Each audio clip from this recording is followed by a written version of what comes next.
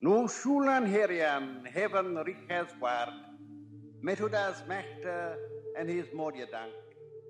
Weer schulder vader sway he wundrig was, Our story begins around the year 400 AD. Britannia had been a Roman province since the time of Claudius in the mid-1st century, but by the beginning of the 5th, it had already been the host to many an imperial rebellion, with the contending new emperor removing legions from the island to further their own cause, usually disastrously.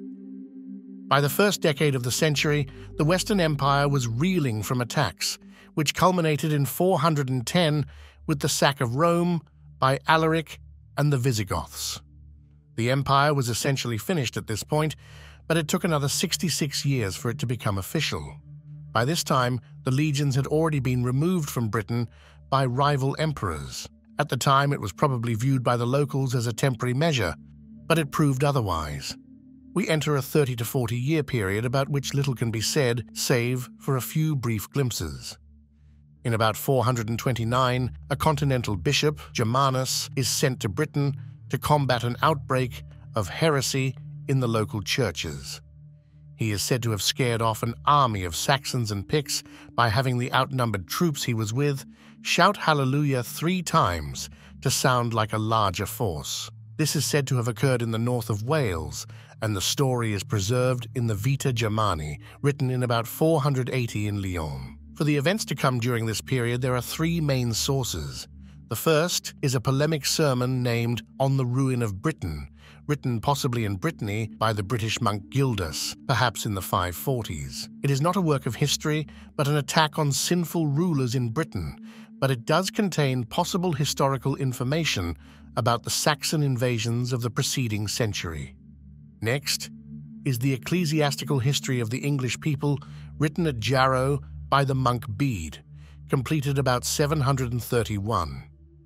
It uses Gildas as a foundation, but provides additional information, as Bede had access to a much wider range of sources and was attempting to write actual history. The third is the Anglo-Saxon Chronicle, first compiled in Wessex in the late 9th century. Its yearly annals for this early period draw from church records, king lists, oral history, song, and legend. The Anglo-Saxons of this time were pre-literate and left no contemporary accounts. So what I will retell is how the story of the First Kingdoms was reconstructed by the Anglo-Saxons themselves 3 to 4 centuries later. How much it corresponded to the actual events is murky at best. So let's get back to our story. In about 450, an appeal known as the Groans of the Britons was sent from the island to the still Roman mainland for military aid against invading Scots and Picts. The barbarians drive us to the sea drives us to the barbarians. Between these 2 means of death, we are either killed or drowned. We don't know if this message was actually sent or was a later invention, but the response was the same. Son, you're on your own. We now know Britain had been under attack from Saxon raiders, possibly as far back as the 4th century, but the surviving sources make it seem it happened much more suddenly. The tale is as such.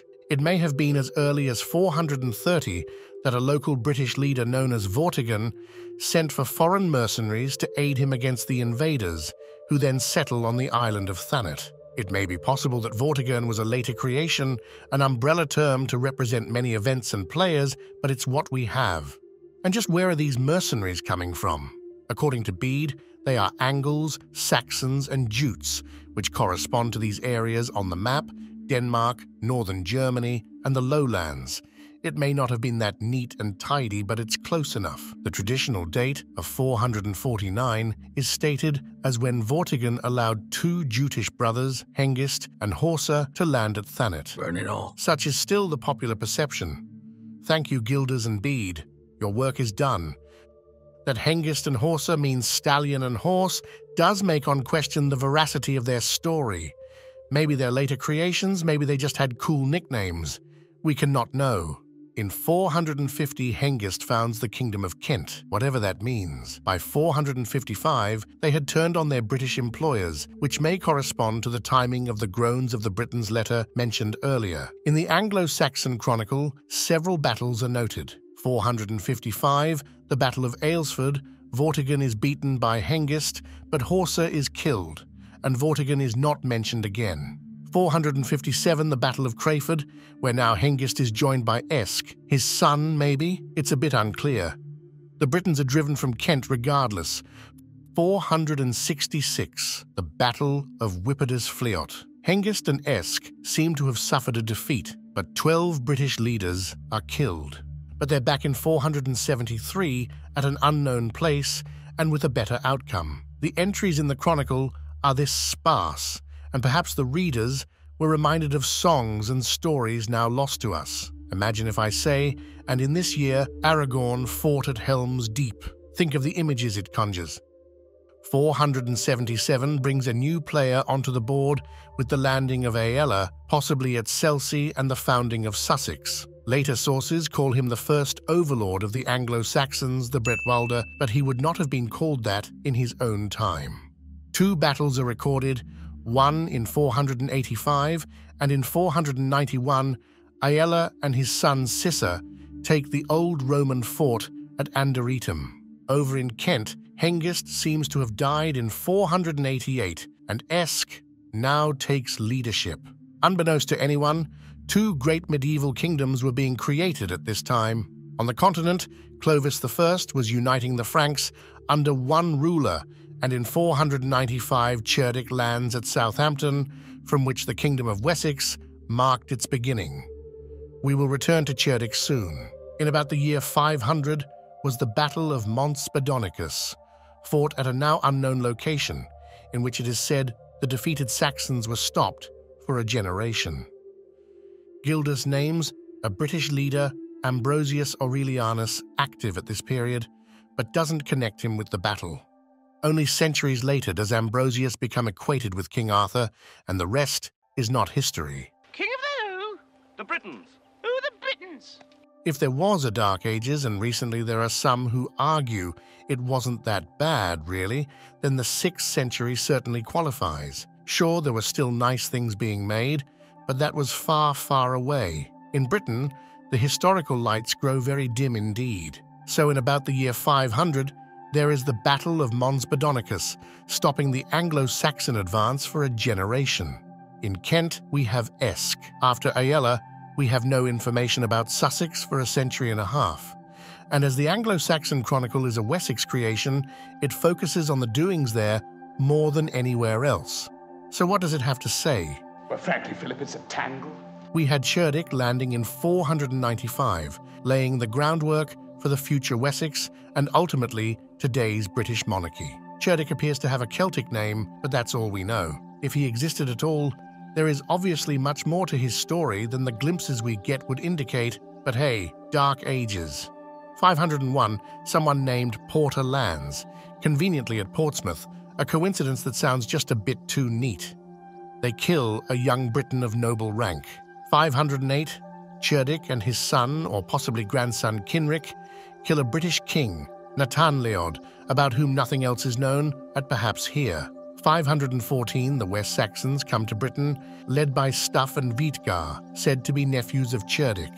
519, Cerdic and Kinric take the government of the West Saxons, and also they fight the Britons at a place called Charford. 527, Cerdic and Kinric fight the Britons at Cerdica's Quay. 530, Cerdic takes the Isle of Wight and slew many at Carisbrooke. Cerdic dies in 534, and Kinric takes the kingdom. Stuff and Wietgar take the Isle of Wight. All fine and good, except for the total lack of motivations for these actions by the Saxons, let alone the Britons. All fine, except when you take a closer look. Many suspect the entry for 495 preserves a tradition of 2 founding stories for Wessex, as the entry for 514 indicates Stuff and Wietgar may have been the real founders of Wessex in some stories. This year came 2 leaders into Britain, Cerdic and Kinric, his son, with 5 ships, at a place that is called Cerdic Zor. This year came the West Saxon stuff and Wheatgar into Britain, with 3 ships, at the place that is called Cherdixor. More suspicion of the duplication of events occurs in the entry for 508, 13 years after the landing of Cerdic, which seems to mirror the one for 527, 13 years after the landing of Stuff and Wheatgar. This year, Cerdic and Kinric slew a British king, whose name was Natanleod, and 5,000 men with him. This year, Cerdic and Kinric fought with the Britons in the place that is called Cherdixley. Or perhaps the entries for 514, 519, and 527 are 19 years out of place and should be placed thus. Or maybe everything is correct and we're just overreacting. 527 sees the founding of Essex by Esquine. Its early history is very patchy. Let's suffice to say it was later seen as being founded at this time. 534 sees the death of Cerdic. Kinric, his son, maybe, takes the kingdom of the West Saxons. In 536, something occurred, perhaps a single volcano eruption or many, that seems to have affected the entire world for years. The skies yellowed and darkened, temperatures dropped. The Justinian Plague, the first known outbreak of bubonic plague in the West that began in 541, has been tied to this event. The chronicle doesn't directly refer to it, but does take notice of 2 eclipses, one in 538 and another in 540. Some speculate the reports originally came from Rome, as the eclipses seen from Britain would probably have passed without notice, but whatever, someone was watching the skies. Back with the West Saxons, in 544 Wheatgar dies. Stuff is last mentioned in 534, and his fate is unknown. Meanwhile, in the north, a certain Ida begins his reign in 547 in the territory called Bernicia. Bernicia had already been a British kingdom, and the details of its takeover by Ida and the Anglicans are now lost. The later kingdom of Northumbria would see him as the beginning of their royal line. Starting in 552, the West Saxons begin a period of expansion under Kinric and his son Ceolin. In 552 is the Battle of Sarum, the site of an old Iron Age hill fort, and at another similar site at Berrenbury in 556. This is the last battle Kinric is mentioned participating in. 560 and the seizing of control of the British kingdom of Deira by the Anglian Aella. It would not stay independent long. 560 sees many changes in leadership. In Bernicia, Ida dies, and the area enters a period of conflict, both from external forces and from within. In the south, Ceolwyn takes the government of the West Saxons, and he is second on Bede's list of Bretwaldus. It is also said Ethelbert becomes king in Kent. In 568, we have Ceolin and his brother Cutha fighting with Ethelbert and pursuing him back into Kent, killing 2 aldermen at Wibandon, the location of which is uncertain. The earliest report of Anglo-Saxon kingdoms having a go at each other, this would very much become the norm. 571 has the founding of East Anglia by a certain Vehar, about whom next to nothing is known. This same year, the Chronicle has an entry that has some historians puzzled. Cuthwulf, seemingly a West Saxon, fights the Britons at Bedford and takes 4 towns, but dies the same year. Some argue the entry is misplaced, or prior events that would explain it have been lost. But hey, Dark Ages. 577 has long been recognized as a key event in early Anglo-Saxon history, the Battle of Dereham and the taking of 3 cities, Gloucester, Cirencester, and Bath by Ceolwyn. This created a wedge between the surviving British kingdoms of the West. 3 British kings are killed, Comail, Condida, and Farinmail. This is an entry Tolkien no doubt took note of. 584, and Ceawlin and Cutha fight the Britons at Faethan Laiag. Although many towns are said to be taken, Cutha is killed, and in some translations, Ceawlin is said to have returned to his kingdom in anger. There is more going on here than the entry indicates, and this continues in 591 with a great slaughter of Britons at Wanborough, yet Ceawlin is driven from his kingdom, replaced by a certain Ceolric. That's all we get, and it's all a tad mysterious. In 593, Ceolin may have attempted to retake the kingdom, but he is killed along with Cuichelm and Crida about whom nothing is known. It appears his reign ended in disaster. Further north is the founding of Tamworth and the Kingdom of Mercia by Creoda in 585. Its early history is murky, but they did claim to be descended from a continental Germanic royal house. In the future Northumbria, which does not exist yet, Aella of Deira dies in 588, or doesn't. The sources conflict on this topic. He may have been killed by his royal Bernician neighbor, Ethelfirth, or not. It's unclear. Either way, there is continuing friction between the two kingdoms for the next while. So there we have it. The stage is set with the foundations of now 7 Anglo-Saxon kingdoms, the so-called Heptarchy, which dominate the story for the next 2 centuries. It was never that neat and tidy, but it's close enough. Meanwhile, down in Kent, they get a visitor from Rome. The one God comes to drive out the many gods.